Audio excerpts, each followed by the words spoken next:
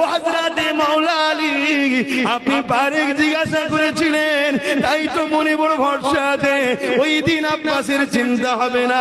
কেন দুনিয়ায় চোখ খুললে দরবারে এসো নবী নবী করি, মাহফিলে গিয়েও নবী নবী করি।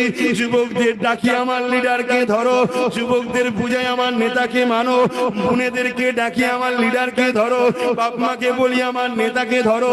যেখানেই যাই মুহাম্মদ রাসূলের পক্ষে লোককে ডাকি, অর্থাৎ নবীর গোলামি করে বেড়াই। তাই হযরত আলী বলেছিল, ইয়া রাসূলুল্লাহ হাবিবাল্লাহ, আমাদের গোলামদের কি হবে দশা?